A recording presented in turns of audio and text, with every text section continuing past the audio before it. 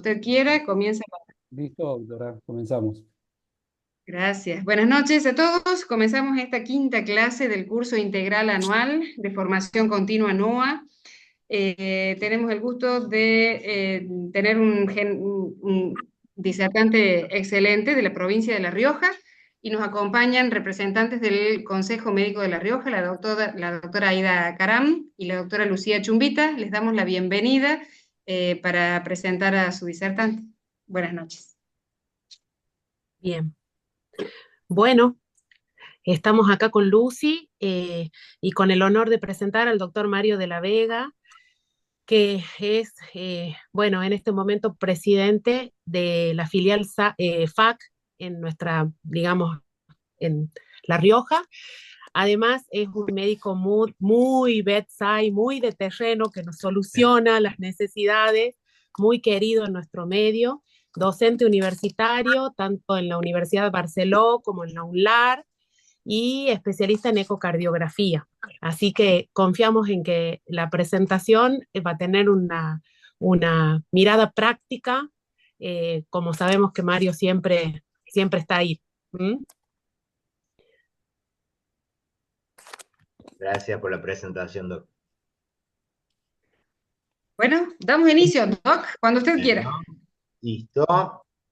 A ver, vamos a ir presentando. Tiki, tiki, acá.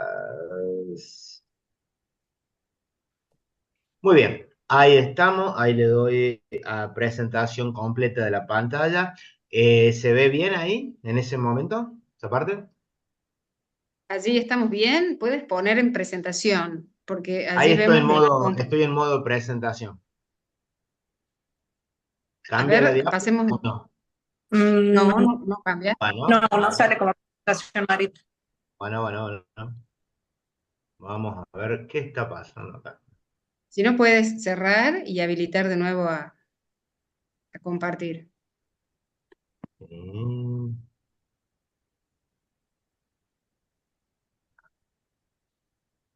Ahora sí.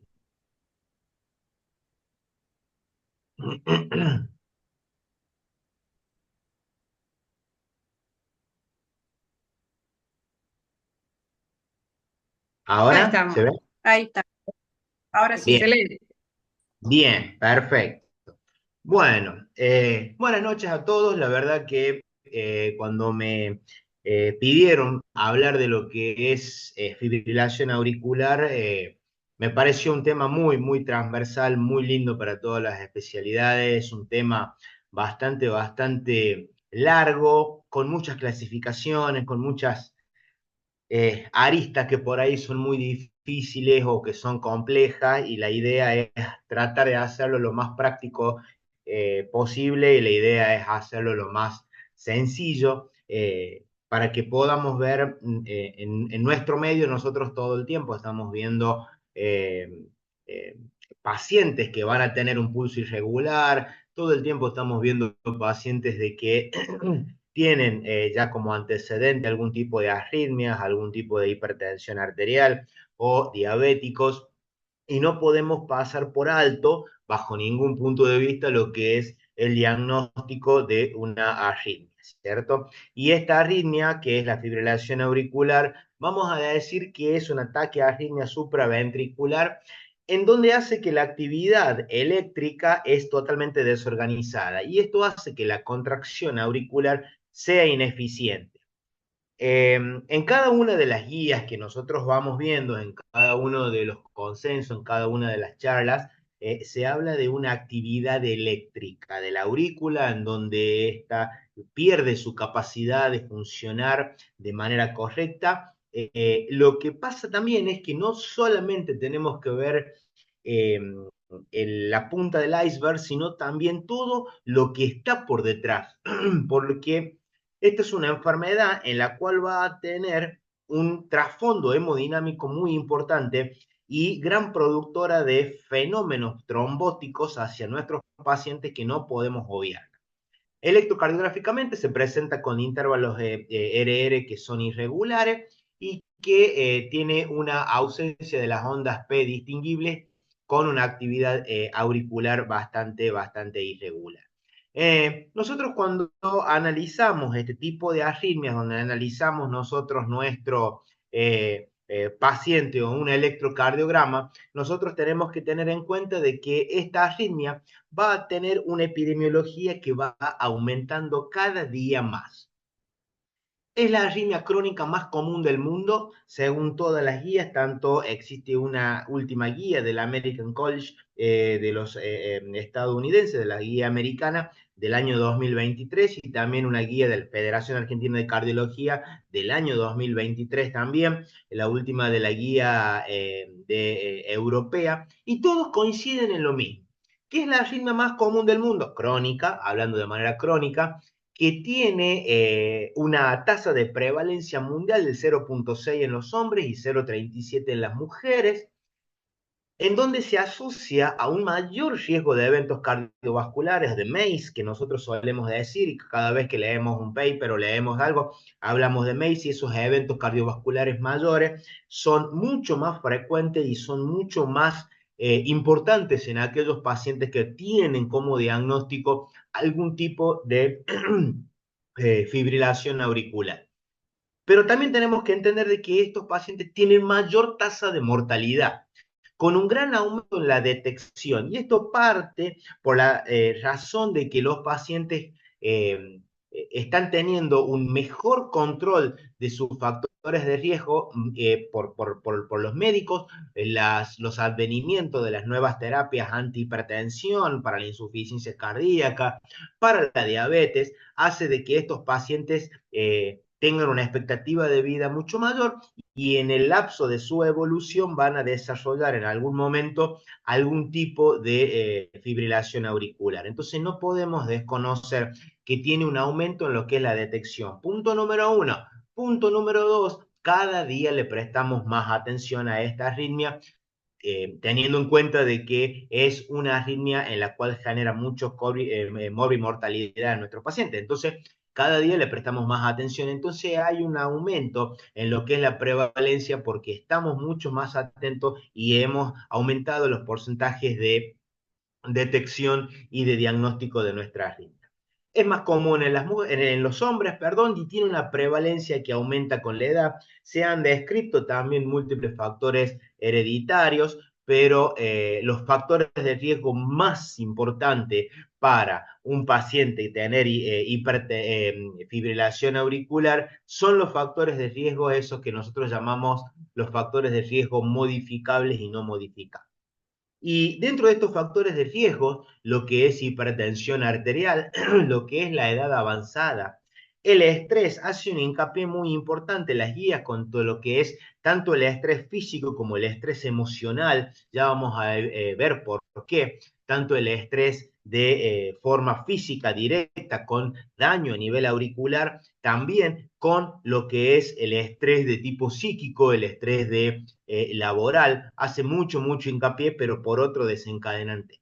La diabetes, muy importante, como daño a todos los órganos de la economía, el tabaquismo, el alcoholismo, que acá donde hace mucho hincapié en lo que es el consumo, el índice tabáquico mayor en estos pacientes que presentan mayor diagnóstico de fibrilación auricular, y dentro del alcoholismo hace mucho hincapié en lo que se conoce como bebedores de fines de semana, que esos bebedores de fines de semana son los que en los estudios han desarrollado mucho más eventos de fibrilación auricular. Obesidad, sabemos muy bien todos que esto es un flagelo a nivel país, que las tasas lamentablemente de obesidad son cada vez mayor, y todo ese daño afecta principalmente al sistema cardionector de nuestro corazón, generando la fibrilación auricular. El SAOS, o lo que es asociado a la obesidad, también es un factor de hipoxemia importante y un factor muy importante de desarrollo de disparador de la fibrilación auricular. La dislipemia hace referencia a, más que todo, aumento de lo que es colesterol malo, como los niveles elevados de LDL hace una predisposición mayor de poseer fibrilación auricular. Y obviamente la enfermedad cardíaca preexistente, ya sea una miocardiopatía hipertensiva, una miocardiopatía chagásica, un paciente que presenta enfermedad valvular, que es muy importante, muy, pero muy importante como desarrollo de fibrilación auricular.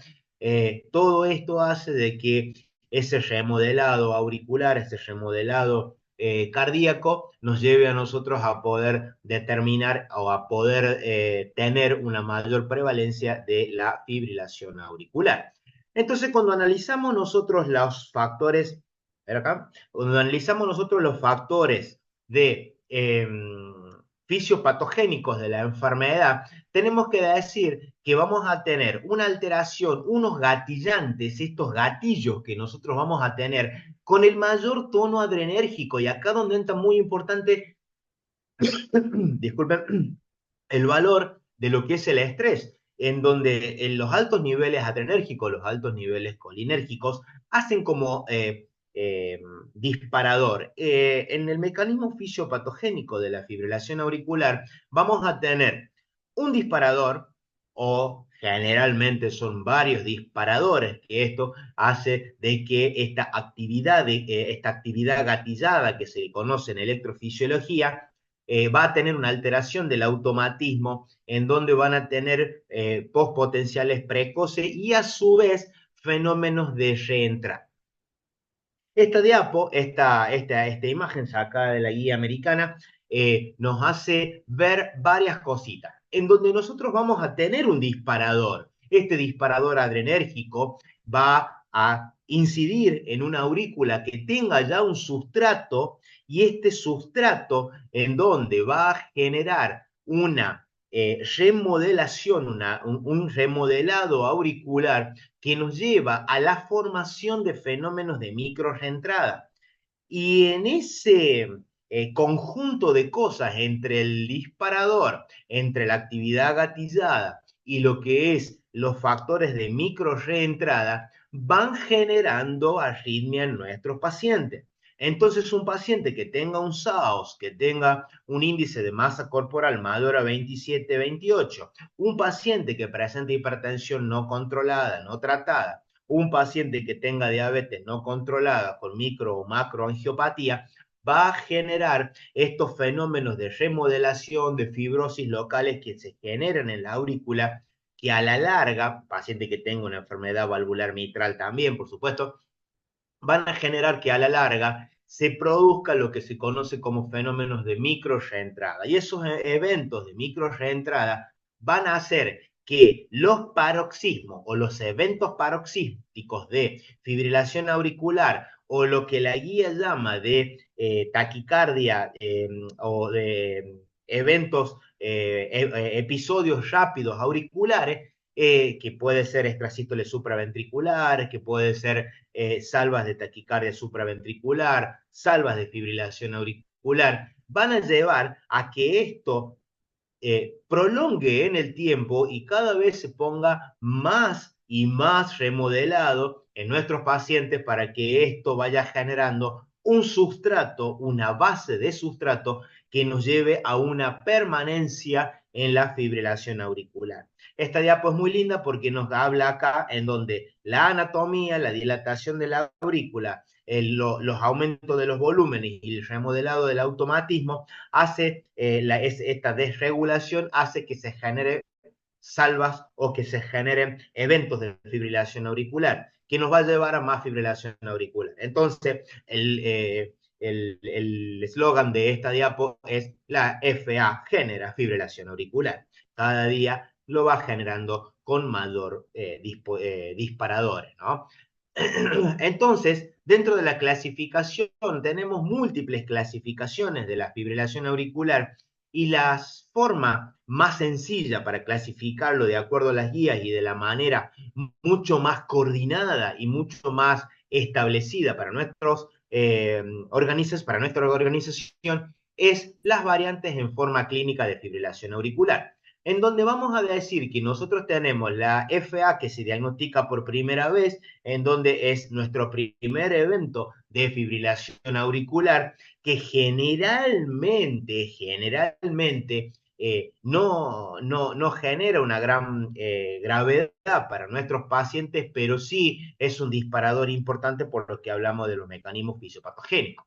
Después tendríamos la fibrilación paroxística, es aquella que tiene hasta 7 días, y esto puede hacer una reversión espontánea o una reversión con tratamiento. Luego de estos 7 días tenemos lo que se conoce como FA persistente. Esta FA persistente hace referencia a una duración de fibrilación auricular o de episodio de fibrilación auricular de entre 7 días a un año. Hasta un año se considera una FA de tipo persistente. Una FA persistente de larga duración es aquella en la cual ya estamos teniendo mayor a lo que es un año de duración de esta FA. La FA de tipo permanente es aquella en la cual entre la unión de su médico de cabecera y el paciente deciden y optan por medidas de donde no vamos a poder alcanzar y no vamos a poder ver un ritmo sinusal de vuelta en nuestros pacientes. En varios congresos, en varias charlas en las cuales participamos, muchas veces este término genera un poquito de escozor, un poquito de molestia, porque dice, pucha, estamos tirando la toalla, estamos diciendo de que esta FA no la vamos a revertir con ninguna de las posibilidades que nosotros tenemos actualmente para producir, para volver a nuestro ritmo sinusal.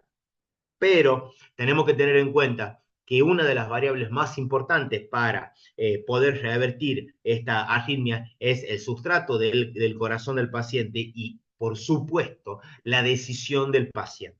En donde el sustrato, vamos a decir nosotros que si nosotros vemos una miocardiopatía, por ejemplo, miocardiopatía chagásica con mega aurícula, con unas aurículas que tienen un diámetro muy alto, que tienen volúmenes de fin de diástole muy altos, en donde está dilatado, y nosotros pensamos que ya lo hemos revertido a nuestro paciente una vez, 2 veces, 3 veces en este último año, va a ser en donde nosotros ya nos digamos hasta cuándo lo voy a someter a una internación y hasta cuándo el paciente va a poder aguantar todo lo que es una internación y todo lo que se pone en evidencia a la hora de revertir. Como también el mismo paciente puede decir definitivamente, yo quiero terminar mi vida, puedo hacer mi vida completamente normal con una FA y no quiero ninguna nueva medida para restaurar el ritmo sinusal. Son cuestiones que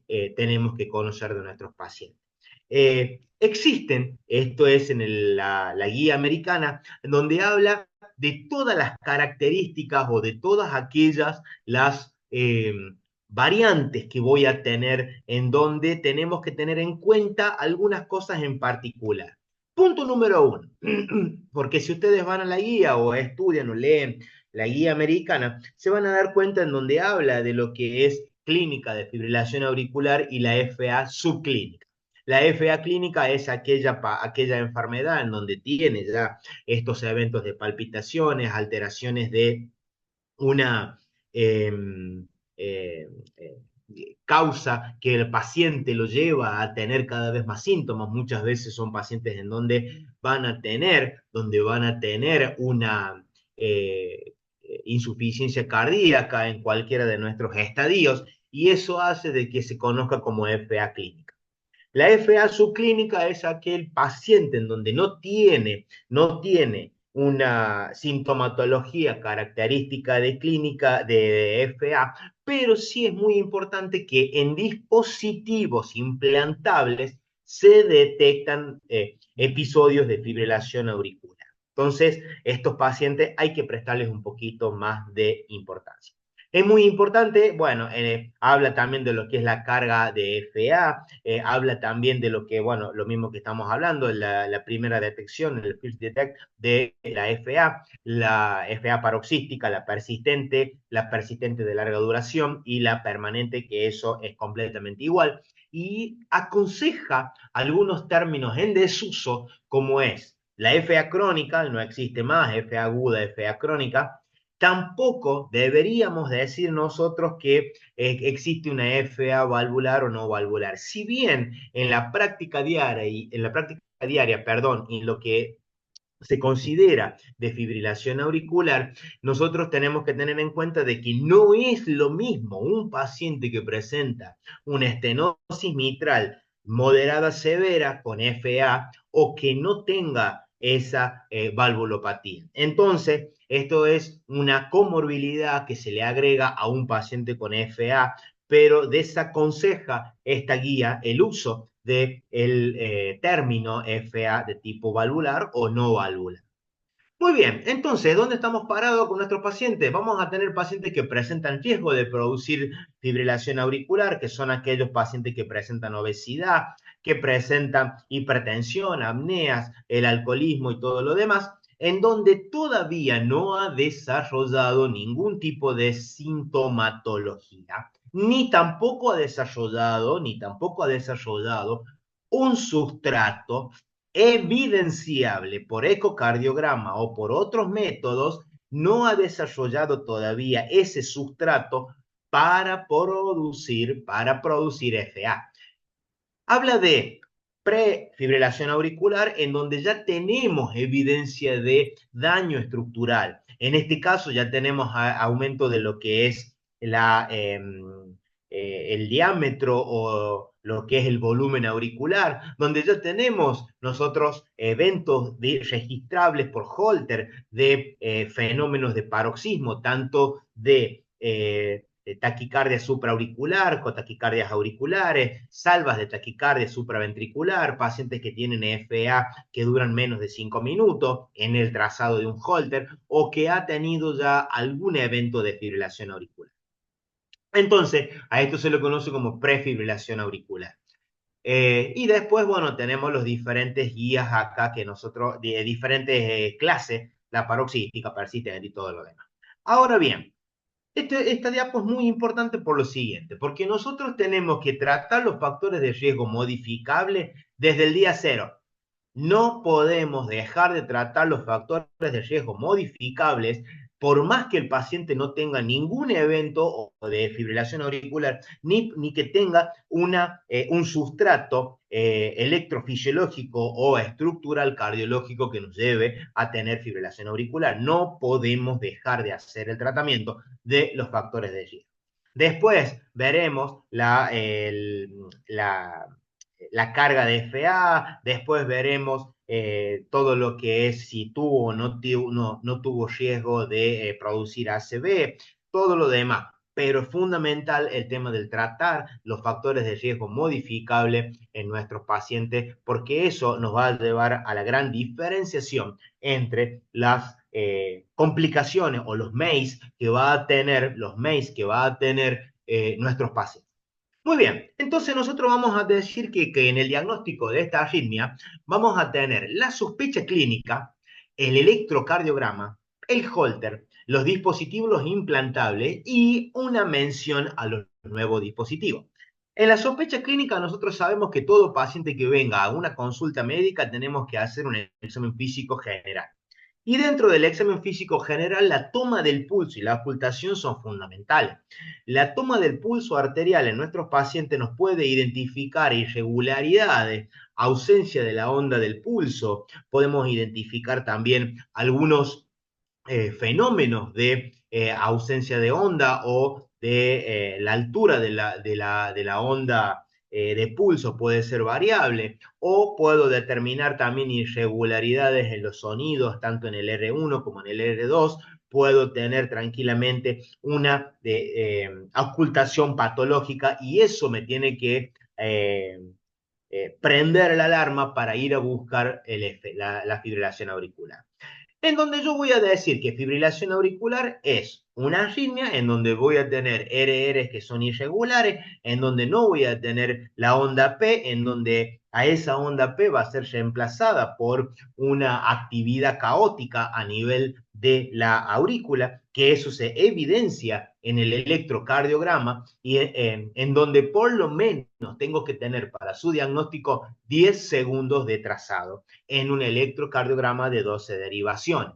Tengo que tener en cuenta también de que si yo a mi paciente por algún motivo le escucho yo sonidos anormales, le toco el pulso y tengo un pulso irregular o que tengo intermitencia de pulso, voy a ir a pedirle, o si decido pedirle un Holter a mi paciente, tengo que tener en por lo menos, por lo menos 30 segundos de fibrilación auricular para decir que este paciente presenta un diagnóstico de fibrilación auricular con una carga mayor de fibrilación auricular.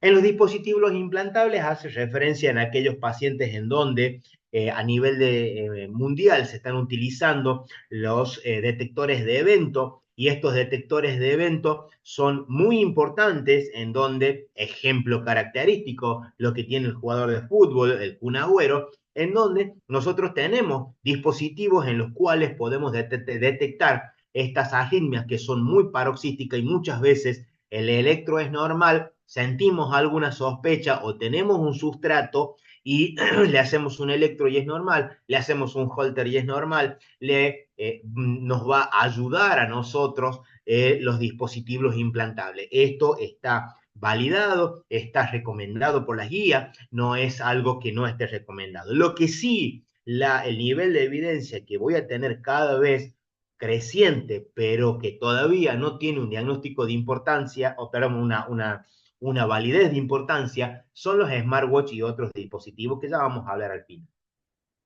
Entonces, otros estudios complementarios típicos de nosotros de buscar las causas que puedan llegar a producir daño o que puedan ser estos gatilladores en los pacientes con un sustrato de arritmia.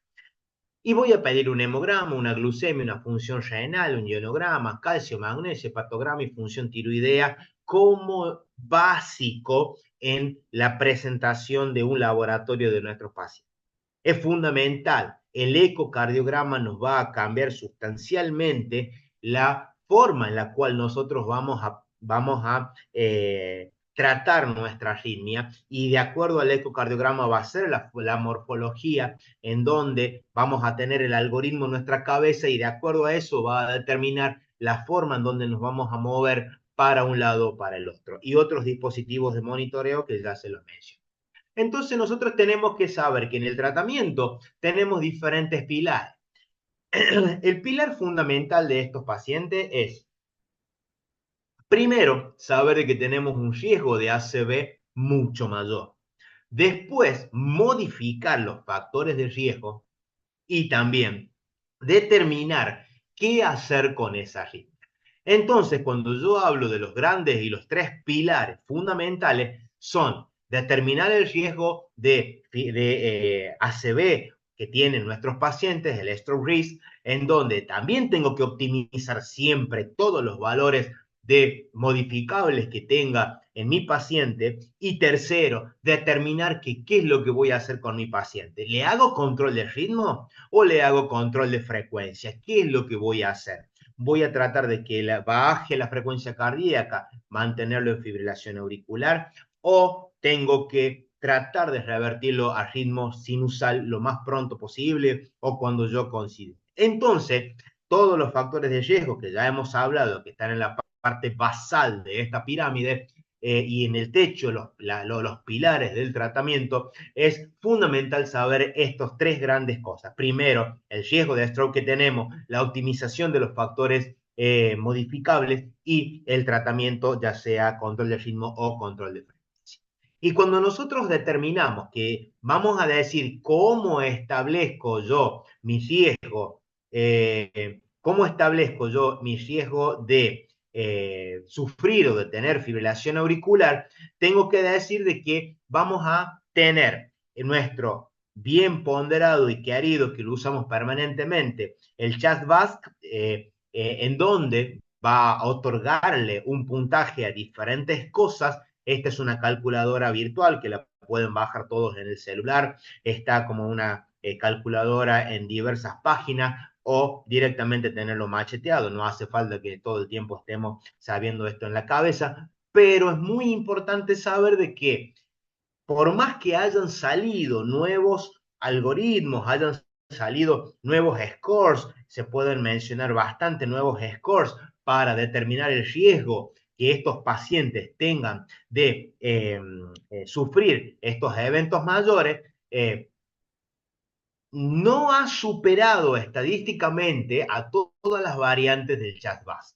Entonces, en donde nosotros la insuficiencia cardíaca le vamos a otorgar puntos, la hipertensión también, la edad más de 75, el tener o no tener diabetes, el tener o no tener un tromboembolismo o un antecedente de enfermedad tromboembólica, la enfermedad valvular y el sexo femenino, son todos puntajes en donde yo voy a ir tipeando cada uno de estos y acá me va a dar, según la puntuación de CHA2DS2, la probabilidad o la tasa de porcentaje de eventos de ACV por año. Entonces, si tendré uno, tendré un 1%, y si tengo 9 puntos en el CHA2DS2, tendré un 15% de posibilidad de desarrollar un evento importante o un ACV. Esto de la mano, cada vez que nosotros estamos anticoagulando a un paciente y tenemos que tratar y decimos, che, este paciente tiene un riesgo de por lo menos 3 a 4% de tener un ACV, que es un riesgo alto, entonces me refiero, ante nada y 4% es mucho, tengo que saber que cuando yo estoy haciendo una anticoagulación o un tratamiento, voy a generar un daño o puedo, como dicen mucha gente, es cambiar una enfermedad por otra. Para esto se ha establecido el riesgo de sangrado, que es Hasblec. Repito, existen nuevos scores, existen nuevos algoritmos de funcionalidad, pero estos dos son los que han tenido mucho mayor evidencia y son aquellos que han desarrollado, y por eso hasta el día de hoy, 2024, siguen siendo los que se recomiendan en todas las guías. Si bien la recomendación de otros scores han aumentado un poquito, todavía no ha superado las variables que tiene Hasblec y que tiene CHA2DS2. Entonces, yo cuando tengo un Hasblec que es alto, estoy diciendo al paciente que tiene mayor riesgo de sangrado. Y si hay una cosa práctica que quiero que queden claro, no voy a suspender una anticoagulación en mi paciente porque tengo un Hasblec elevado. El Hasblec elevado nos hace pensar y abrir los ojos de una manera mucho mayor a la hora de que establezcamos una anticoagulación. Entonces, en un hombre con más de 2 puntuaciones de CHA2DS2 y en la mujer más de 3 puntuaciones de CHA2DS2, es el paciente que va a tener mayor riesgo de stroke y es el paciente que yo tengo que ir a anticoagular. Y siempre tener en cuenta el Hasblec para decir, este paciente tengo que saber que tiene mayor predisposición de sangrado o no, pero no me va a doblar o a doblegar la conducta de mi paciente, sabiendo nosotros en toda la morbimortalidad o la morbilidad más que todo lo que tienen los pacientes que presentan un ACV. Entonces, con todo esto, el abordaje integral de la fibrilación auricular se va a hacer de la siguiente manera. Punto número 1, confirmar la fibrilación auricular. Tengo que saber, lo que dice la guía, es que tengo que saber si realmente estoy en presencia de una FA y qué tipo de FA estoy teniendo. Tengo que saber el riesgo de ictus que tengo, el riesgo de stroke, en donde el CHA2DS2 es mi ayuda importante. Existe, y la guía argentina habla de lo que es la gravedad de los síntomas con la escala de ERA, en donde habla de diversos grados, tanto grado 1, 2, 3 o 4, en donde van a ser síntomas que son invalidantes o síntomas que no, la carga de la FA que estoy teniendo, la gravedad del sustrato. Es muy importante saber eso también. Y es también muy importante, a ver, un minuto que se me puso... Bien, es muy importante saber de que la gravedad, mientras más sustrato negativo tenga para la formación de FA, peor nos va a ir en nuestros pacientes. El tratamiento de la fibrilación auricular es muy importante entre lo que es la anticoagulación, el control de los síntomas, el control de los factores de riesgo cardiovasculares, que son los pilares. Esto está modificado de la guía 2020 de la europea, que ha sido modificado parcialmente en algunas cositas, más que todo en la utilización de los síntomas en la guía 2023 de la Federación Argentina de Cardiología. Muy bien, entonces, ¿qué hacemos con nuestro paciente? Muy bien, ya está, diagnosticamos la fibrilación auricular. Y dentro de la fibrilación auricular, nosotros veo que hay algo en el chat, si quieren, no sé qué dicen los organizadores, si quieren que hagamos, que vamos parando de acuerdo a pregunta o lo hacemos después al final, no tengo problema. Si quieres Como, respirar un momentito y responderle a la doctora, doctora, a a ver ver, quién es que pregunta, la doctora Brizuela, cómo, si podemos compartir o cómo buscar las escalas de Chas-Baz y Hasbled. pones en Google. En Google vos Ahí pones esa que mostré ahí, a ver dónde voy, acá, ahí está. Esta escala, ahí la voy a mostrar en un ejemplo después, pero esta es muy buena porque está en cualquier compu, la podemos tener en el celular. Es una página que tiene un link, vos pones Chas-Baz y te va a aparecer un montón de páginas. Existen algunas aplicaciones como Medicalc, que es una de las aplicaciones más importantes lo malo que está en inglés, la versión más actualizada, en donde ahí nosotros vamos a poder determinar también múltiples herramientas dentro de lo que es la práctica diaria. Y en cualquier buscador lo vamos a encontrar fácilmente porque esto es de libre acceso. Doc, para que le expliquemos un poquito a la gente que no está muy involucrada con estas tablas, de acuerdo a los puntajes, ¿qué nos va a decir? La posibilidad, el riesgo, la posibilidad de anticoagular, ¿qué? A ver, Ahí lo eso, voy a, eso es... ahí lo voy a mostrar en un ejemplo en las diapos que sí. Lo que vamos a Bueno, tener en cuenta es lo siguiente, que cuando yo tenga el diagnóstico de fibrilación auricular, yo tengo que establecer, como mostré acá en la diapo primera, el riesgo que voy a tener de stroke. Entonces, con Hasbled lo que voy a determinar es ese riesgo de stroke. Y si yo tengo un riesgo mayor de un puntaje de hombres mayor a 2 y mujer mayor a 3, es indicativo de anticoagulación para prevenir lo que es el stroke en nuestros pacientes. De todas maneras, lo voy a mostrar después en un ejemplo. bueno. Muy bien. Entonces, ¿qué hacemos acá con nuestro paciente? Tenemos el diagnóstico de fibrilación auricular. El diagnóstico de fibrilación auricular, vamos a decir que va a depender gran parte de dos grandes cosas. ¿Qué cosa es eso? La estabilidad hemodinámica. Si el paciente no tiene estabilidad hemodinámica, esté donde esté, este es un paciente que necesita estar internado y que necesita una heparinización y necesita una cardioversión sincronizada. Pero si el paciente viene estable, voy a tener que tener en cuenta que tengo que hacer control de frecuencia y tromboprofilaxis y ponerme en la cabeza el tiempo. El tiempo es 2 horas, es 2 días, perdón, es 48 horas.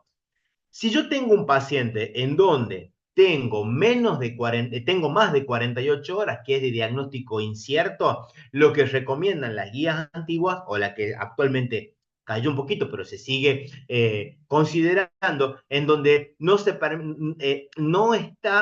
el control de ritmo, volverlo al ritmo sinusal de manera aguda, no está indicado. Está indicado hacer control de frecuencia y después tratar de hacer el control de los síntomas y signos de nuestro paciente y hacer una cardioversión programada. Esa cardioversión programada, ya vamos a ver cómo se hace, ¿cierto? Pero se hace de manera ambulatoria. Ahora, si el paciente tiene menos de 48 horas de diagnóstico de su fibrilación auricular, este paciente va a seguirnos por dos caminos.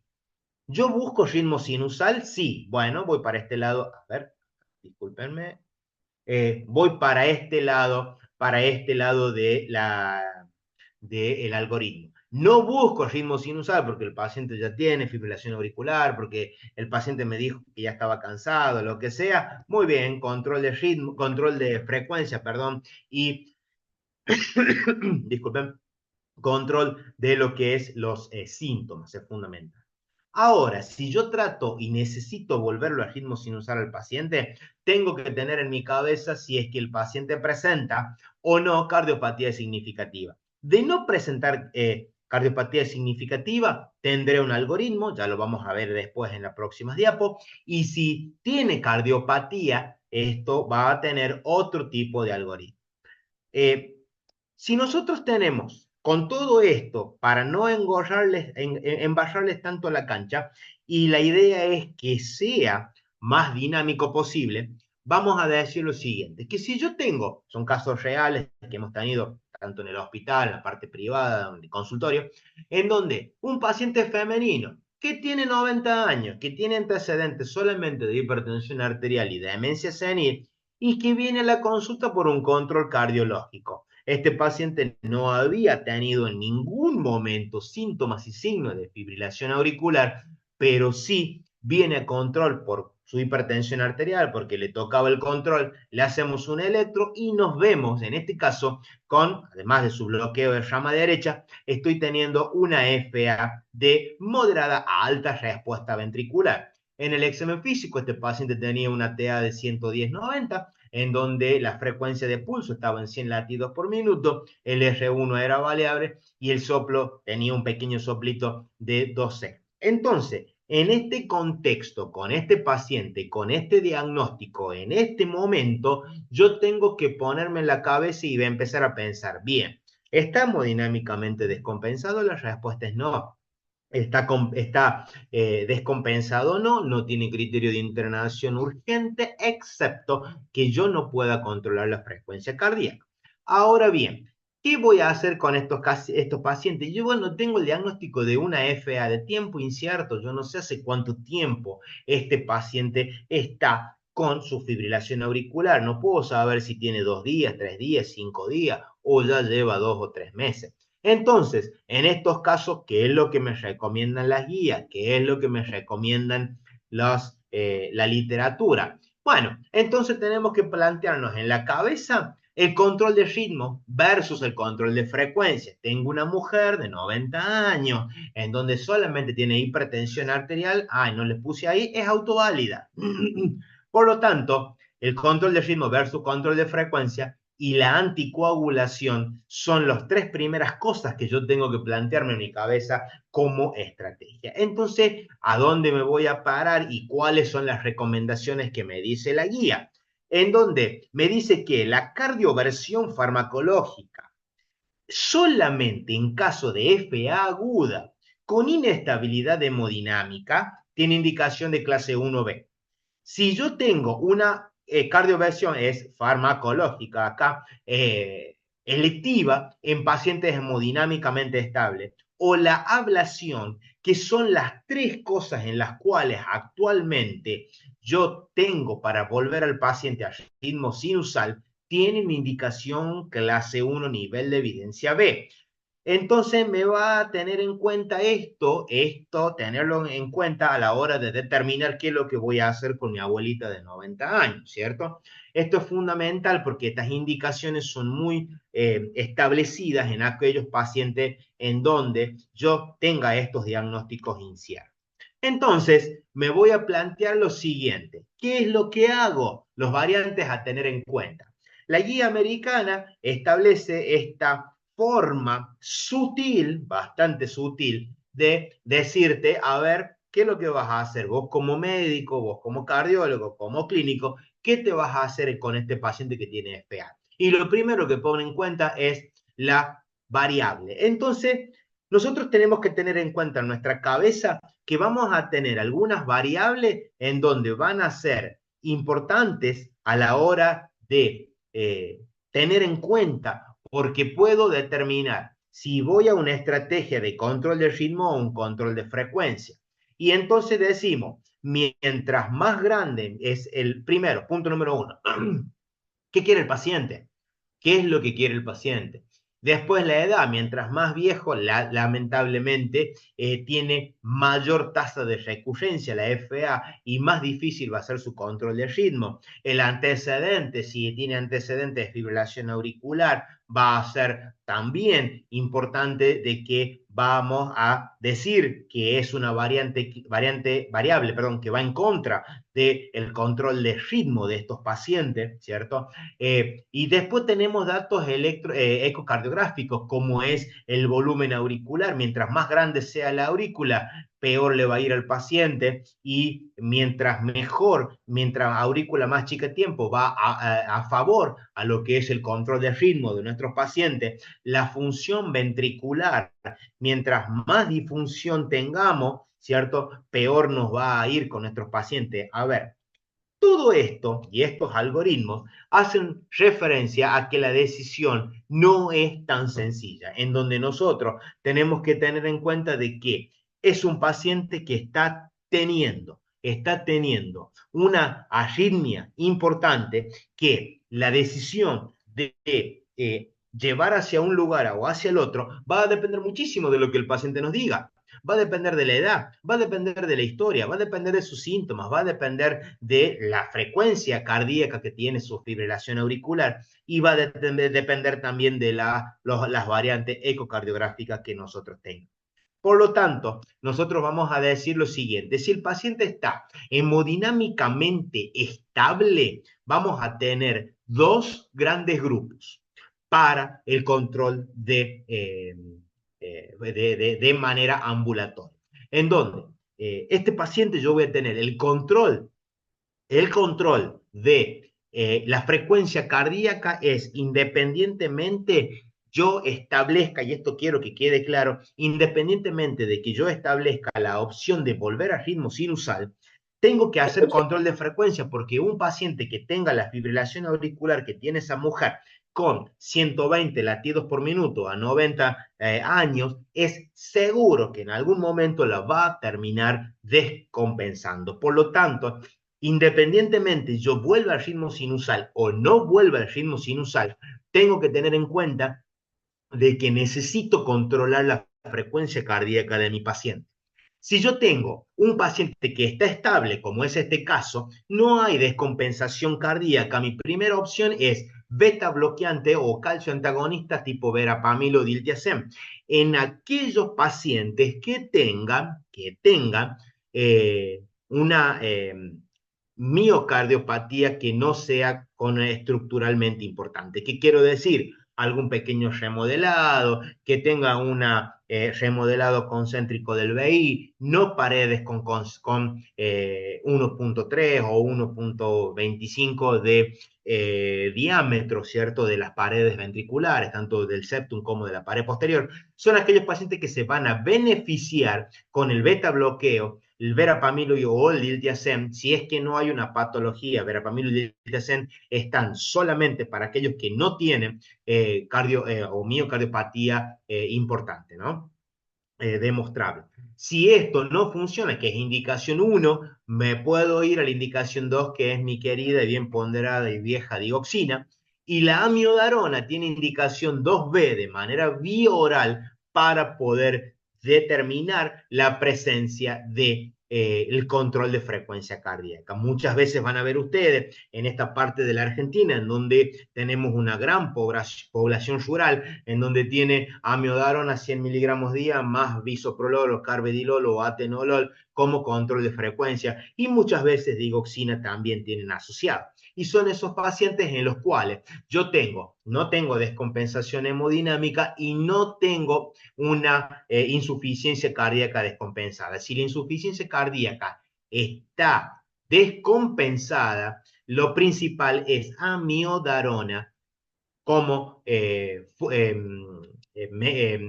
antiarrítmico de importancia, y jamás utilizar verapamil o diltiazem, ¿cierto? Entonces, si este paciente está inestable, iremos a otra parte del algoritmo. Muy bien. Ahora, ¿qué es lo que vamos a usar nosotros habitualmente para control de ritmo? Y son cosas que tenemos que ir a tener en cuenta. Ahí están levantando la mano. Si quieren preguntar algo, pregunten, no hay problema. ¿Qué tenemos que tener en cuenta nosotros acá? Lo que tenemos en nuestro medio, el bisoprolol, muy importante, lo utilizamos mucho, entre dosis de 1,25 a 20 miligramos durante el día. El nebivolol es otro que utilizamos bastante también, ¿cierto? De 2,5 a 10 miligramos día. Carvedilol de 325 hasta 50 miligramos día. Estas son drogas calcio antagonistas no dihidropiridínicos, como son el verapamil y el diltiazem. Tenemos una FA, hacemos amiodarona en carga o comprimido. Alejandra, dame un ratito que en el próximo ejemplo te respondo la pregunta. En el próximo ejemplo vamos a poner un caso con inestabilidad hemodinámica, ya te voy a decir cómo se hace.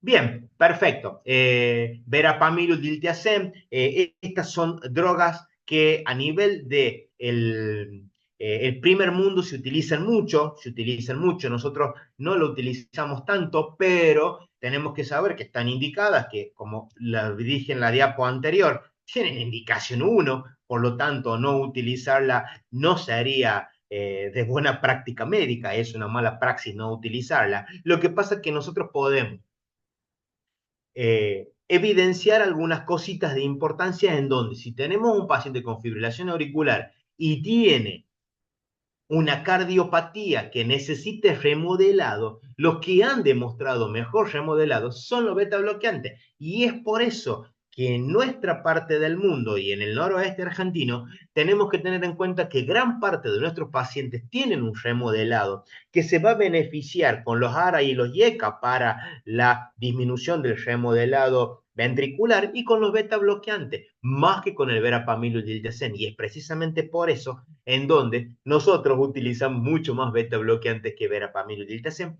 pero en nuestros pacientes tenemos que tener en cuenta también de que tenemos una gran población rural en donde la digoxina de 0,25 miligramos día se sigue utilizando. Esto tiene pros y contras. ¿Por qué? Porque la digoxina para control de frecuencia es una excelente droga. El problema muchas veces es que estos pacientes no tienen un control efectivo y tienen altos niveles plasmáticos de digoxina. No contamos con digoxinemia de manera rutinaria para hacer. Y estos pacientes, lo que tengo guardia, ahí la betalón. Está bien, perfecto. No es utilizado para la manera crónica. Ya te voy a decir cuál es el utilizado, que es el metoprolol. El metoprolol sí es el utilizado para hacer la reversión de la arritmia esta que estamos hablando. Bien, volviendo a lo que es la digoxina, en la digoxina tenemos altos niveles plasmáticos que en donde los pacientes que están con mala controles clínicos llevan a que nosotros tengamos las que se conoce como impregnación digitálica y en casos más graves lo que es los signos de impregnación digitálica o de toxicidad por dioxina también. Lo mismo pasa con la amiodarona, que es un antiarrítmico muy, pero muy bueno. Se había propuesto sacarlo de las guías por su gran cantidad de reacciones adversas medicamentosas que tiene, pero la verdad que en nuestro medio es una de las cosas que más utilizamos. Muy bien, entonces, fíjense acá, yo tengo una paciente en donde tiene hipertensión arterial, les estoy mostrando acá con el puntero láser, en donde le cliqué yo en la página esta que estábamos hablando, le cliqué que tiene una hipertensión arterial y tiene más de 75 años, por lo tanto acá ya tengo 3 variables, y es una paciente femenina, por lo tanto tengo una puntuación de Chasbach de 4 puntos. En los 4 puntos que yo voy a tener, me dice que estoy acá con un riesgo de 4% de probabilidades de generar ACV. Entonces, este paciente tiene indicación de anticoagulación. Ahora bien, perfecto, pero también tengo que decirle al paciente, tenga cuidado, doñita, porque yo voy a tener un paciente con un Hasblek que tiene un 1,8% de sangrado mayor por cada 100 pacientes. Entonces, es una paciente que muy bien nos va a ayudar en para poder nosotros hacer nuestra tarea. Bueno, ahí Daniel preguntó, en los pacientes que ya están tratados con dioxina o amiodarona, ¿debemos rotar la medicación? Depende cada tipo de paciente, Daniel. Si yo tengo un paciente que tiene un muy buen control y que yo con amiodarona puedo controlar la frecuencia cardíaca, se puede seguir utilizando. Si yo necesito priorizar el remodelado, me inclinaré mucho más por lo que es un beta bloqueante que ha demostrado mejoras en lo que es el remodelado. Ahora bien, si yo tengo una miocardiopatía dilatada, si yo tengo un miocardio que tiene una fracción de eyección de menos del 40% y que no tolera el beta bloqueante porque me hace hipotensión arterial, está indicada la digoxina precisamente en estos pacientes. Entonces, eso va a depender muchísimo de cuál sea el paciente que vos tengas, ¿cierto? La decisión de cambiar de amiodarona a digoxina o a beta bloqueante va a depender mucho de nuestros eh,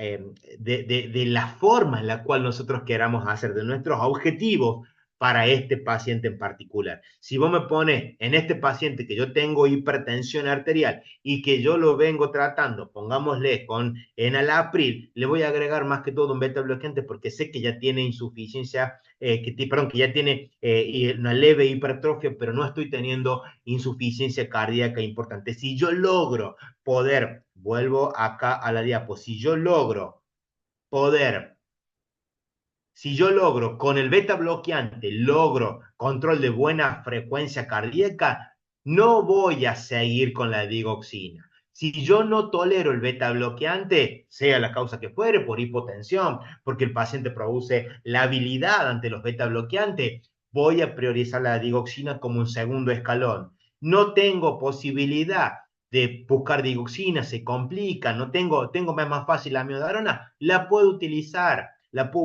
también en este tipo de pacientes. Espero que haya respondido tu pregunta, cualquier cosa me vuelven a hablar. Bueno, volviendo a nuestra pacientita de 90 años, como siempre, muchas veces los clínicos o los que están en guardias, tengo una pacientita de 90 años y bueno, ya tiene 90 años, ya dejo de ser pacientita hace rato. Entonces, ¿qué es lo que nos dicen las guías a nosotros? Nosotros nos hablan de priorizar las nuevas drogas, los nuevos anticoagulantes orales por sobre los dicumarínicos, los warfarina o acenocumarol. Puse warfarina porque es lo que dice la guía, pero el acenocumarol entra dentro de los antivitamina K. La indicación es muy clara, es muy clara. Siempre nuevo anticoagulante oral. Y es una guía en la cual es la indicación de general, los nuevos anticoagulantes orales han demostrado mucha mayor seguridad, mucho menos labilidad en lo que es el SHIN, los que manejamos por SHIN, mucho menos problema y mucho menos riesgo de sangrado mayor. Entonces, en los nuevos estudios se ha establecido que los nuevos anticoagulantes o las nuevas drogas anticoagulantes están por sobre de lo que son las antivitamina K. Antes de warfarina, antes de acenocumarol, excepto en estenosis mitral de moderada a severa, que esto antiguamente nosotros le llamábamos FA de tipo valvular, o en aquellos pacientes que tienen prótesis valvulares mecánicas, que ya tengan una cirugía cardíaca en donde ya tengan una prótesis valvular mecánica y necesite sí o sí dejarle un antivitamina K porque han demostrado los antivitamina K para las prótesis valvulares muchísimo mejor resolución de problemas que los nuevos anticoagulantes. Todavía no hay ningún estudio que haya sido mayor ante warfarina o ante acenocumarol de los nuevos anticoagulantes en estos casos en particulares. Estoy hablando de estenosis mitral moderada severa y de prótesis valvulares mecánicas. Estos dos casos son los únicos que lo que dice la guía es la warfarina.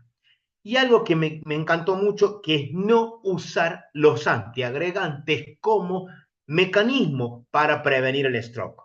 ¿Por qué digo esto? Porque he visto muchas veces cuando uno recorre, yo puedo recorrer el interior de La Rioja, pero tanto en Jujuy como en Santiago, como en Catamarca. También voy a decir que en el interior muchas veces vemos aquellos pacientes que tienen FA y que se les puede poner, le puse aspirina 102 comprimidos al día. Le agregué aspirina más clopidogrel al paciente para que no haga stroke. La verdad que no tiene ningún tipo de indicación y está totalmente contraindicado el uso de antiagregantes para este fin en particular. Distinto es aquel paciente que tenga cardiopatía isquémica que necesite sí o sí la aspirina y clopidogrel o prasugrel o ticagrelol, lo que quieran, lo que el paciente necesite. Pero para riesgo de stroke son los nuevos anticoagulantes. Mi paciente tiene que estar anticoagulado, no tiene que estar antiagregado, excepto que tenga una indicación clara de antiagregación, ya sea con aspirina o ya sea con aspirina más algún inhibidor, o sea, clopidogrel o cualquiera de los otros.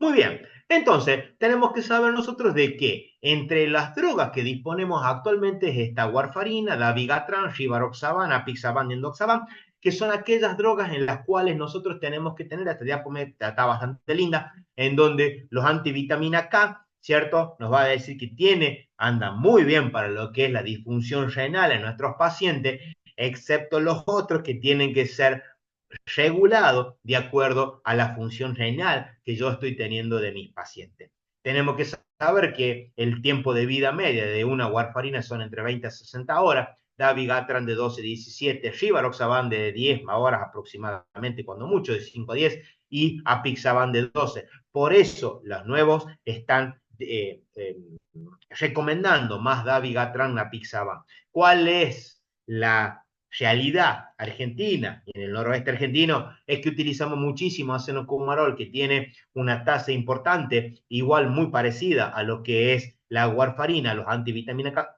antivitamina K eh, eh, tiene mucha dificultad a nuestros pacientes para poder llegar hacia los nuevos anticoagulantes orales. Lo bueno que las obras sociales están haciendo una buena cobertura, más que todo las nacionales, por ejemplo, PAMI, está haciendo unas muy buenas coberturas y eso hace de que sea un poco más sencillo y disminuyamos los niveles de stroke en nuestros pacientes por el uso de los nuevos anticoagulantes.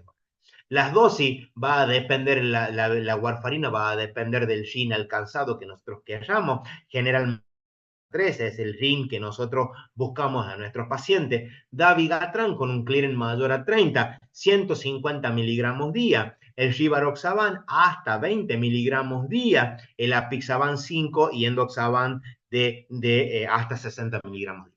En donde nosotros vamos a decir que la disfunción renal no me contraindica los nuevos anticoagulantes, siempre y cuando el clearance esté por sobre de 15.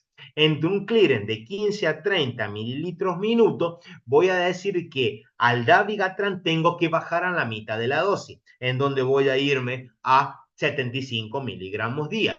El rivaroxaban, 15 miligramos día, y así con los otros también. Entonces, tengo que saber de que estas drogas están siendo bastante seguras en los sangrados, en los pacientes en donde están teniendo también daño a nivel renal. Y de acuerdo al clearance que yo estoy teniendo, si tengo más de 30 son las dosis plenas que están acá, y si tengo entre 15 a 30, tengo que hacer reducción de dosis de estos pacientes. Muy bien. Ahora bien, ¿cómo hago el monitoreo crónico de un paciente en donde yo estoy teniendo el tratamiento crónico de una anticoagulación? A ver, yo estoy en, no sé, Antofagasta de la Sierra o estoy en algún lugar donde no tenga lugares tan hermosos que tienen también a nivel de Jujuy, Mamarca, lo que sea. Estoy en un lugar en donde se me dificulta poder controlarle, poder hacerle, bueno, ¿qué le pido al paciente? ¿Cómo lo controla mi paciente? Y bueno, ¿y cuándo lo voy a controlar? ¿En qué tiempo lo controlo? ¿Lo hago venir cada 2 meses, cada un mes? ¿Lo hago venir todas las semanas? ¿Cómo es esto? Los nuevos anticoagulantes nos dan la posibilidad de tener en cuenta tres grandes variantes a la hora de controlarlo. La hemostasia, donde le voy a pedir un citológico, donde le voy a pedir un tiempo de quick, le voy a pedir un FINI, un KPTT, en donde le voy a pedir plaqueta, en donde acá yo voy a decir, si el paciente tiene un Hasbled mayor a 3, quiere decir que tiene un alto riesgo de sangrado. Mi control lo tengo que hacer cada 3 meses. Vuelvo a repetir, no suspendo el anticoagulante, sino que lo controlo más de cerca. El control es cada 3 meses. Si tengo un Hasbled entre 1 a 2, un riesgo bajo de sangrado, lo controlaré, cada 6 meses.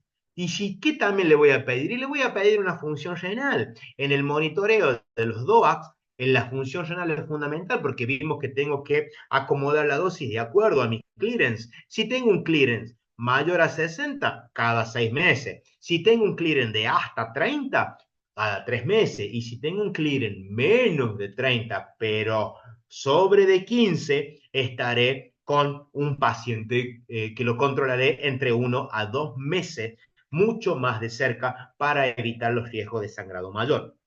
Y también le tengo que pedir a mi paciente un hepatograma y determinar si el paciente no tiene disfunción hepática, lo voy a controlar a los 12 meses. Si yo tengo un paciente en donde tengo alguna alteración de función hepática en un CHIL-C, voy a controlarlo entre 1 o 2. Si tiene un Shelly-Pugh que es B, va a ser cada 3 meses, y si es A, voy a controlarlo cada 6 meses. Entonces, de una manera sencilla, de una manera práctica, la idea es pedirle una función hepática, una función renal y un coagulograma con un citológico. Suficiente con eso. Voy a determinar, y teniendo en la cabeza esta guía y teniendo en cuenta cada cuánto lo tengo que controlar, con ese control basta y sobra.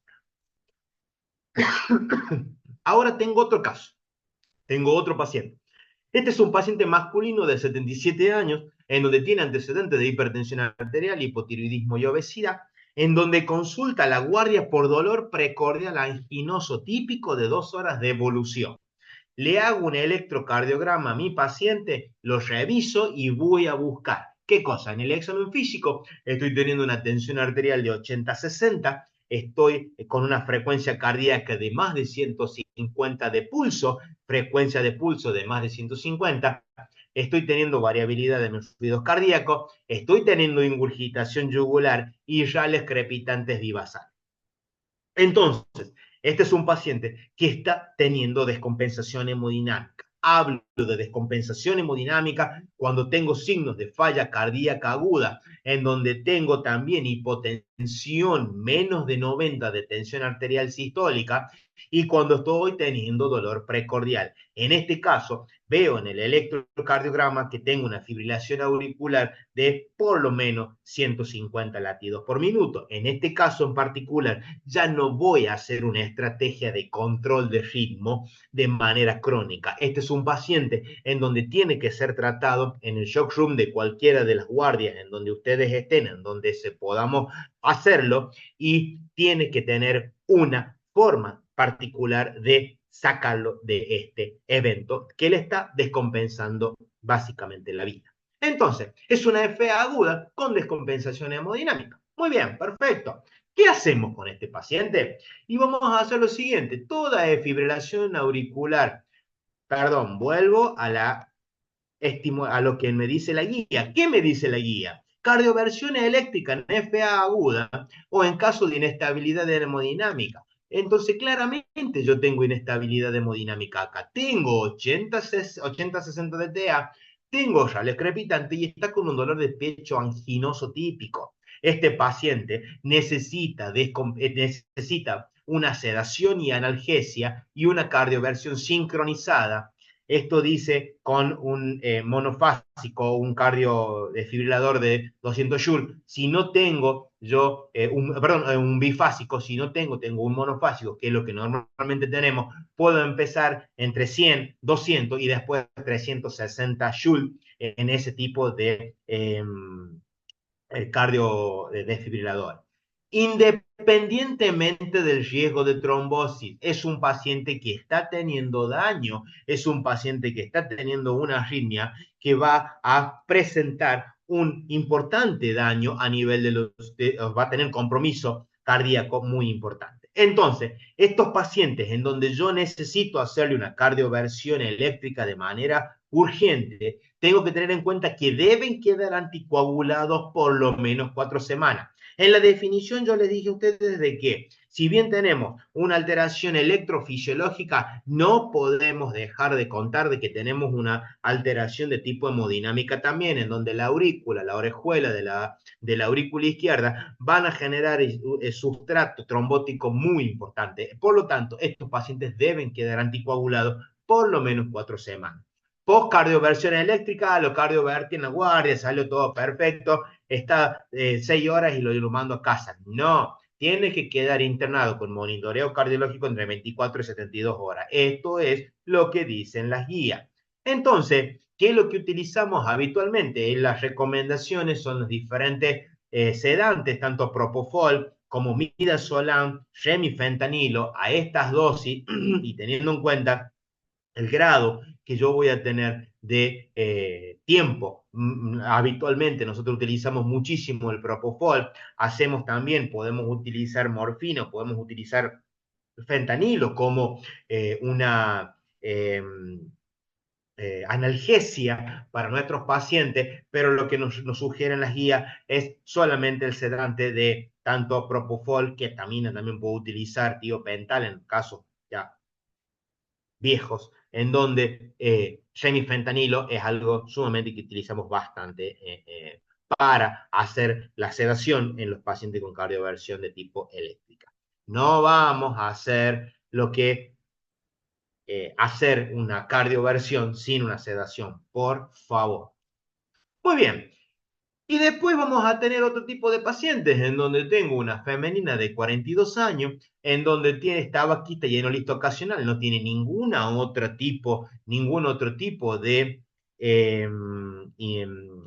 antecedente personal patológico, en donde después de un alcoholismo agudo viene a la guardia diciendo que se siente palpitaciones de aproximadamente 6 horas de evolución.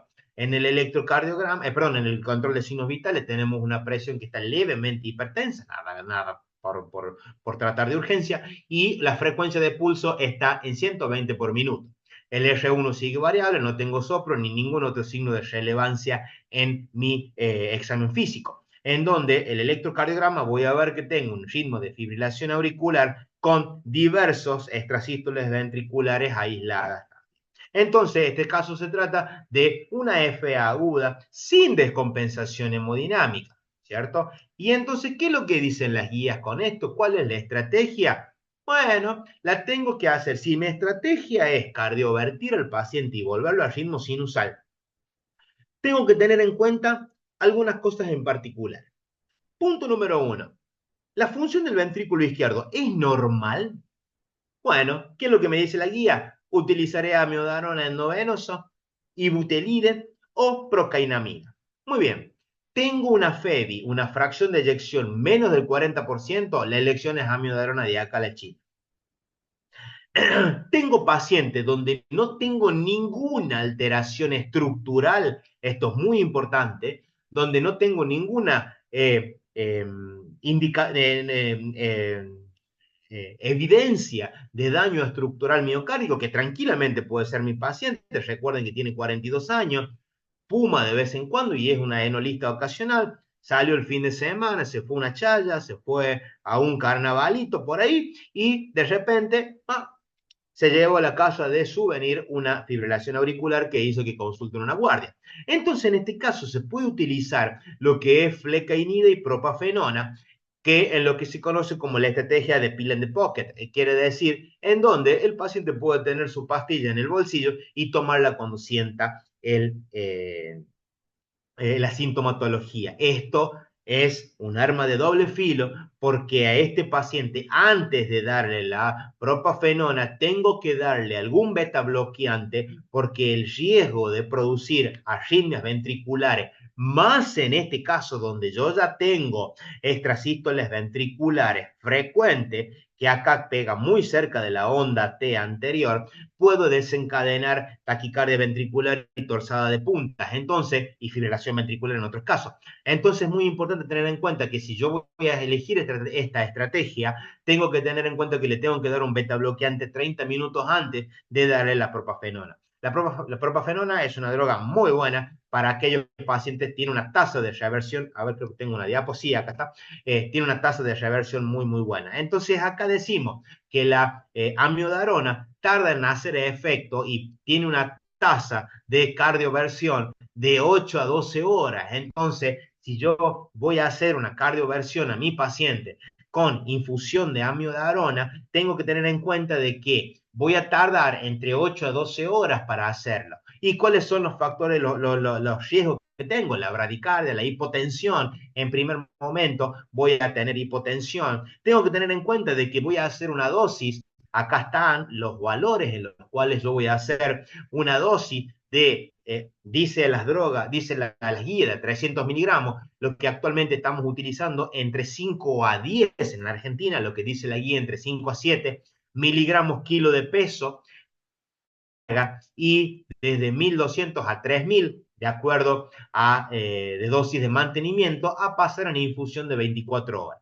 Esta forma de hacer la amiodarona endovenosa para revertir a una fibrilación auricular de forma sin descompensación hemodinámica es lo que nosotros habitualmente hacemos.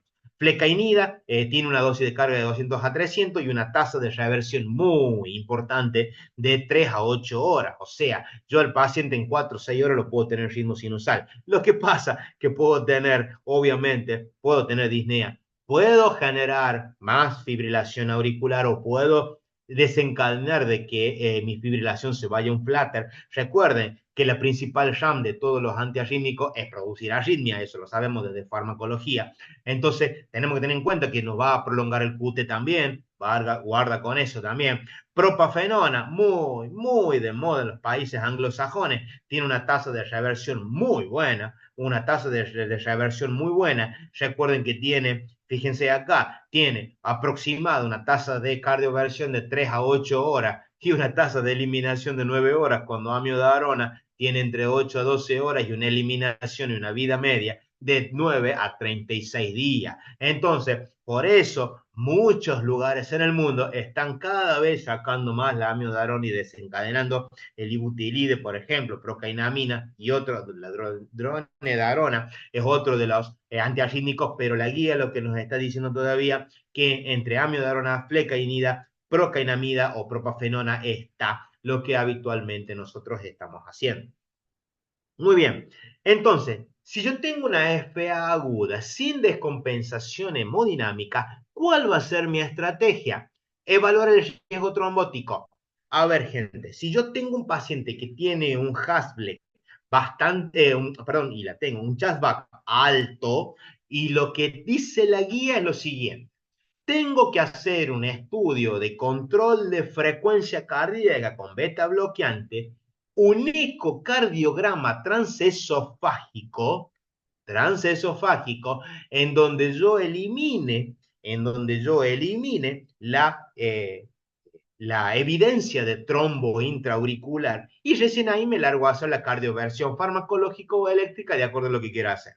Y que si yo tengo un diagnóstico de trombo dentro intracavitario a nivel de la aurícula, de la orejuela, donde sea, tengo que dejar al paciente anticoagulado entre 3 a 6 semanas y luego repetir el ecocardiograma y cardiovertir. Ahora, en esta parte del mundo, la verdad de que el ecocardiograma transesofágico es un juguete o una herramienta que no es habitué en todos los servicios, pero sí el ecocardiograma transtorácico y por eso las guías se han acomodado a decir con una recomendación mucho menor,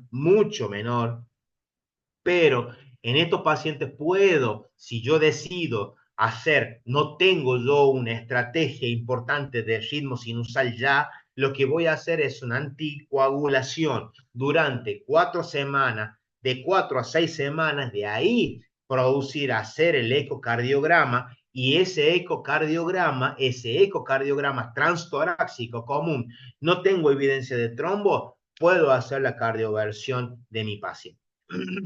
Ahora bien, si yo tengo un diagnóstico de FA de menos de 12 horas, acá es hora, tiene menos de 12 horas de FA, lo tengo que cardiovertir sin evidenciar el riesgo trombótico, porque tiene un muy bajo riesgo trombótico.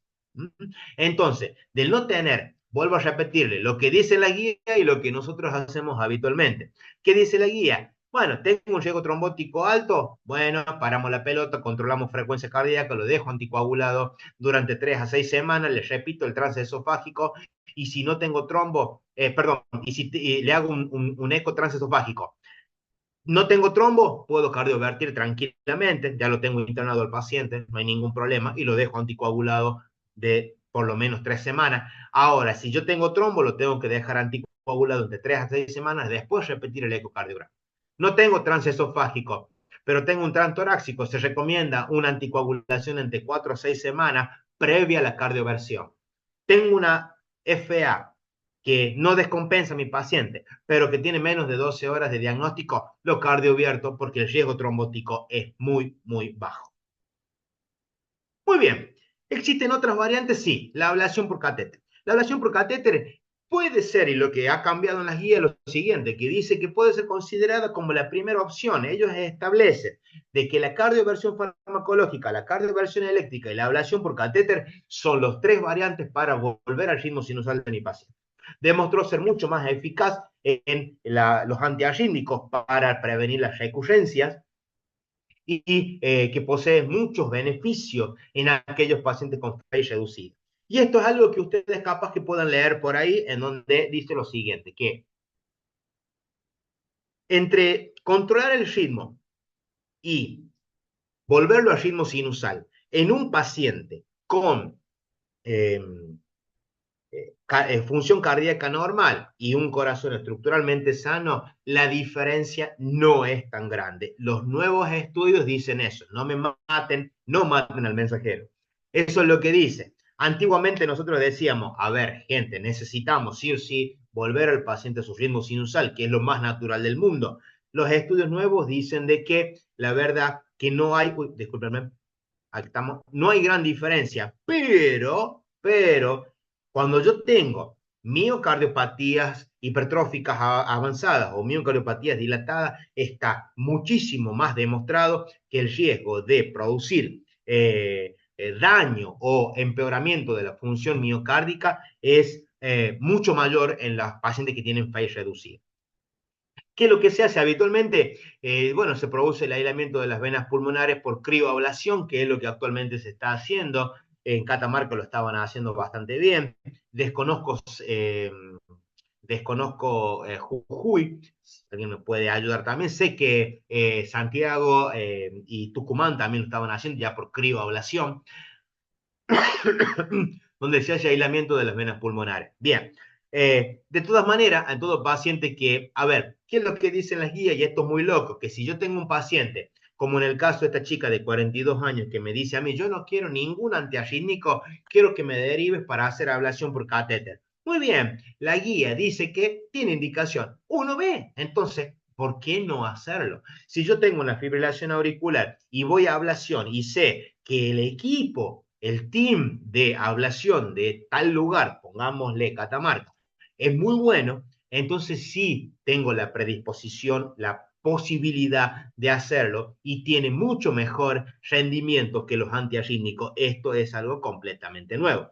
Se recomienda todavía el tratamiento con los antiarrítmicos de 3 a 6 meses posteriores a la ablación, como también así la anticoagulación. El anticoagulo, antiarrítmico, lo ablaciono, no hace falta suspenderle, que eso es una pregunta que me hacen a veces los pacientes, de suspenderle la anticoagulación para hacerse la ablación no es necesario.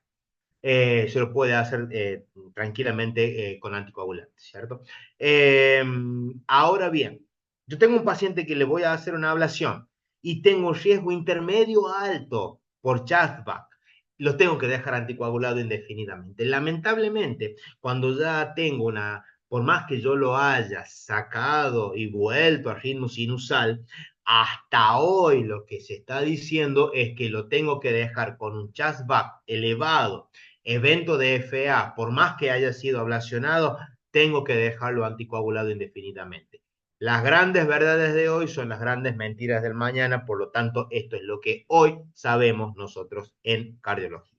Muy bien, por último, ¿qué sabemos del smartwatch y del uso de la inteligencia artificial? Bueno, actualmente, hace un par de meses atrás, la FDA de los americanos ha logrado normatizar el uso del Apple Watch como para hacer estudios. Si bien la guía europea ha determinado en dónde los smartwatch nos sirven para las taquiarritmias paroxísticas y tiene indicación muy importante tanto de Apple como de Samsung, que son los dos que la guía europea ha mencionado y le ha dado un valor importante en el diagnóstico de taquiarritmias supraventriculares o taquiarritmias paroxísticas. Para FA, recién ahora se habilitó solamente a iPhone, a los Apple Watch, para poder hacer investigación sobre esto. Es lo que se viene a futuro, que con un pequeño relojito que vale bastante lindo, yo puedo hacer mi diagnóstico de fibrilación auricular. El uso de inteligencia artificial, más que todo para lo que es ablación, se utiliza y se está utilizando cada vez más para hacer ablaciones mucho más se hacen un mapeo con IA, un mapeo de lo que es aurícula, en donde se va a hacer ablaciones mucho más pequeñas de focos ectópicos muy sutiles, en donde eso nos ayuda mucho. Y en el diagnóstico, nosotros lo podemos utilizar, sí, la verdad que sí, porque se están estableciendo algoritmos diagnósticos y algoritmos en base a inteligencia artificial, y hay una relación muy importante entre el desarrollo de IA y los smartwatch para producir el diagnóstico temprano de fibrilación auricular, más que todo las que son de tipo paroxístico. Y por último, para darles un chivo, existe dentro de Federación Argentina de Cardiología lo que se conoce como el programa Argentina sin FA, en donde participamos muchísimo de los centros que continuamos dentro de lo que es fibrilación auricular, dentro de lo que hacemos cardiología, en donde establece que todo paciente con riesgo de tener FA, tengo que hacer un examen físico completo, tengo que tocarle el pulso habitualmente, que esto es algo como perogrullo, pero realmente se necesita hacérselo permanentemente, y hacerle un electrocardiograma. Con eso podemos desencadenar y producir el diagnóstico de nuestros pacientes mucho mejor. Entonces, esta es una campaña en la cual los invito a sumarse en las páginas de Federación Federación Argentina de Cardiología, lo que es la campaña de fibrilación, la Argentina sin FA, que en esta página lo que tiene también de importante es que está generando mucho contenido para los pacientes que viven con esta enfermedad, que nosotros tenemos que ser muy cautos de decirle de que esta es una enfermedad como todas las que ya está teniendo, que lo va a acompañar durante su vida y que necesita tener un muy buen control de todo esto para prevenir la morbimortalidad mayor que tiene esta arritmia si no es tratada de manera correcta. Desde ya, gente, muchísimas gracias, espero que les haya servido y gracias a Confemeco, gracias al Consejo de Médicos, a doctora Caram, que es una genia, siempre nos ayuda en todo a nosotros. Lucía, Chumbita también, muchas gracias, y todo lo que es Santiago Lestero, bueno, Misiones, perdón, Misiones, Jujuy y Catamarca, muchísimas gracias. Cualquier duda, estoy abierto a que ustedes me pregunten. Excelente, Marito, la clase. Muy Gracias, buena. Luz. A ver, no puedo poner el video, no sé por qué, lo tengo bloqueado. Doc, excelente, maravillosa tu clase, maravillosa, muy clara. Creo que había Muchas muchas gracias. dudas, había muchas Sí. dudas sobre el uso de los algoritmos de Chas-Bast y Hasbler, que me parece que la gente lo tiene al alcance y quizás no sabe cómo usarlo. Entonces, por eso era importante que aclararas, y me parece que fue muy claro eso. ¿Para qué nos sirve? Lo tenemos al alcance, ¿cómo lo usamos? Y lo usamos para ver esto, para ver riesgo, para saber cómo debemos controlarlo, cada cuánto debemos controlarlo, hasta qué punto podemos anticoagular o no, y siempre explicarle al paciente, porque la anticoagulación es un beneficio maravilloso, pero también lo pone en riesgo. también Tal lo cual, pone en riesgo. tal cual. Sí, sí, sí, sí, sí. Y es por eso que estas guías llevan a decirnos que nosotros, el que tenga un riesgo mayor no significa que nosotros no lo vamos a anticoagular, porque sabemos que el riesgo de fibrilación auricular y el stroke que los pacientes generan y les cambia rotundamente la vida que tener o no tener una secuela por ACV. Entonces, asumimos el riesgo de anticoagular a un paciente, pero como todo, tenemos que hacer medicina basada en evidencia, cardiología basada en evidencia, y tenemos estas guías y tenemos estas herramientas para decir a nuestros pacientes que a una nona de 90 años la puedo anticoagular y explicarle y decirle que tranquilamente puede vivir con FA, puedo cambiar el ritmo sinusal. Hay una pregunta que después quiero contestar acá de Luis Caiguara, en donde estas cosas están al alcance, las podemos utilizar y lamentablemente lo que nosotros más nos coapta el uso de las drogas, de los nuevos anticoagulantes es el precio. Lamentablemente el precio de esto es lo que nos corta las piernas y eso la verdad que a los pacientes también. Ahí Luis dice que una pregunta, no, perdón, había otra que me decía de... Ay, lo perdí. Te hago un comentario, Acá está. Dice, el doctor Palazzo nos dio una clase, esto lo dice Ana, de que volver al paciente al ritmo sinusal disminuye el riesgo de muerte en 50% en diciembre de 2020. Bien, perfecto, sí. Les vuelvo a decir, yo consideraba exactamente lo mismo hasta que salieron las nuevas guías. ¿Qué es lo que dicen las guías? Que en un corazón normal ponerlo en ritmo sinusal o dejarlo en FA no cambia grande, no cambia tanto. Ahora, si el paciente tiene una cardiopatía, una miocardiopatía, lo que dicen las guías es que tengo que volverlo al ritmo sinusal porque eso mejora la morbimortalidad. Esa es la gran diferencia.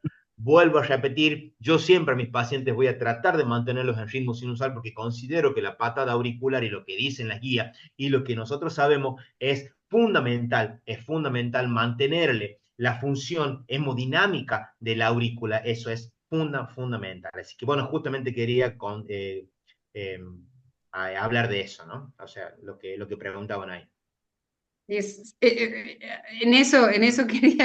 Sobre eso quería preguntarte yo también, porque siempre decimos cuando tenemos insuficiencia cardíaca, sí, la patada auricular parece que te cambia el funcionamiento y todo, pero de todos modos, generalmente cuando tenés insuficiencia cardíaca tenés una aurícula grande. Entonces allí también Sí, volver y revertir y que haya una recurrencia y generalmente nos aumenta el riesgo de embolia. Entonces tal cual, tal cual, tal cual. también es un tema. Eso Y hace que el tenemos, paciente se canse. Muchas veces los claro, pacientes lo volvemos al ritmo sinusal y en 3 meses otra vez en FA. Volvemos a internarlo porque ya tiene una miocardiopatía. Lo cansa el paciente tantas internaciones y eso es algo que tenemos que tener en cuenta. La idea es que el paciente se sienta lo mejor posible. Hay otra pregunta acá que también es muy importante, es el control de frecuencia cardíaca. Dice acá una pregunta, en el prehospitalario o en el hospital de baja complejidad, en un paciente con fibrilación auricular de alta respuesta ventricular crónica e inestable, hemodinámicamente, ¿se puede controlar la frecuencia cardíaca con un goteo de amiodarona hasta que llegue a unidad coronaria? La respuesta es no. La respuesta de este paciente, como vos me estás planteando ahí, Luis, es lo siguiente. Tengo una FA con directamente inestable hemodinámicamente. Esa palabra, esa frase te cambia todo. Si vos tenés una inestabilidad hemodinámica, tenés que cardiovertirlo independientemente del riesgo de la trombosis. Lamentablemente, es mucho peor dejarlo al paciente con una TA chocado, con una TA de 80 o con una frecuencia cardíaca de 190 o con dolor de pecho, es mucho peor. Así que por eso justamente quería que quede claro eso. La en realidad beta-alonuria, se nos muere en el traslado, se nos muere en el traslado totalmente. con un infarto o se muere chocado, o la verdad es que cuando vamos a hacer la derivación, ni hablar si lo tenemos en el interior de Catamarca o en el interior de cualquiera de las provincias y llegar al centro de salud más complejo, tenemos 2 horas. Y las distancias de todo el noroeste argentino entre capital o unidad coronaria y el interior son muy largas. También, Son muy sí. largas. Nosotros acá tenemos 2, 3 horas, 4 horas, en algunos casos en Catamarca tranquilamente. No sé cuánto hay desde Fiambalá hasta la ciudad. Tiene como 4 horas más o menos de viaje. Sí, Entonces, 4 o 5 horas, sí. claro, No, claro, o otra sea, pregunta. no, Otra pregunta antes de que sí, empiece el partido de Argentina. Antes de que empiece, te hago otra pregunta y nos vamos. Eh, dale, Doc, perfecto. hay mucho de aspirina y anticoagulante. Aspirina, clopidogrel, anticoagulante. ¿Cuándo? Sí sé que lo dijiste, pero quiero que me repitas eso. ¿Por qué es Si importante? yo tengo ¿Cuándo un no le paciente, voy a sacar el clopidogrel y necesito la doble los dos elementos, antiagregante, anticoagulante? ¿Y cuándo no? si yo tengo un paciente diabético con eventos vasculares periféricos, en donde tiene placas de ateroma, en donde tiene placas a nivel ilíaca, en donde tiene un evento de ACV, claramente tiene indicación de aspirina ese paciente. Si a ese paciente yo le diagnostico la fibrilación auricular, la FA va a ir de la mano con el mayor riesgo trombótico. Por lo tanto, en ese caso en particular, la aspirina tiene su indicación y el anticoagulante tiene su indicación. Entonces, en ese caso en particular, sí. Lo que yo quiero dejar en claro es que muchas veces en nuestros pacientes, y pasa en donde dicen, la verdad que anticoagularlo a este viejito, a este paciente, no, mejor no, le voy a dar doble antiagregación, aspirina, clopidogrel. No, totalmente negado, eso produce mayor sangrado digestivo, mayor sangrado gastrointestinales y no está indicado, es anticoagulación. Entonces, cuando yo tengo estén coronarios o estén que necesitan antiagregante con clopidogrel y aspirina, tiene que recibir anticoagulante por su FA y en esos casos sí la aspirina y el clopidogrel. ¿Se entiende? Entonces, las indicaciones de doble antiagregación solamente para FA no están indicadas. Ahora, si el paciente tiene, además de tener una FA, tiene estén coronario y necesita la antiagregación, no se la tengo que suspender. Son dos tratamientos que van de la mano, va aspirina, clopidogrel y obviamente con el anticoagulante. Ahora, el Hasblek se me corre un poquito, o sea, va a tener mayor riesgo de sangrado, totalmente. Es un paciente frágil en donde yo tendré que estudiarlo mucho más seguido. Bien.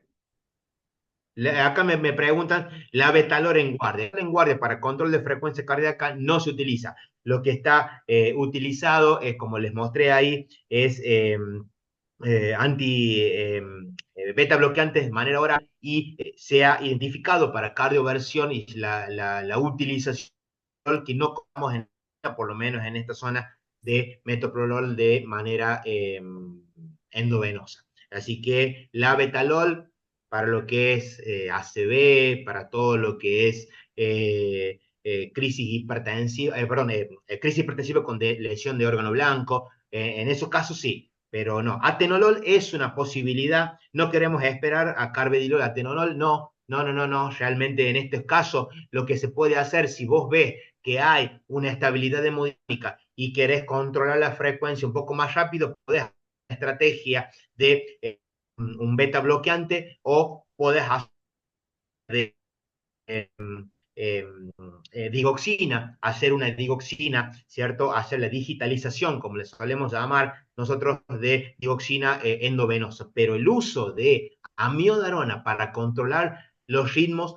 o sea, controlar la frecuencia cardíaca en guardia, no tiene ninguna indicación, por lo menos no está en las indicaciones de las nuevas guías. Una sola cosa más importante. Lo tengo al paciente en la guardia y lo tengo, ya veo que está descompensada la cuestión. Estoy ya pensando en que lo voy a cardiovertir eléctricamente. No está indicada la digoxina, ¿verdad? No te escucho, Doc. A ver, ahí está.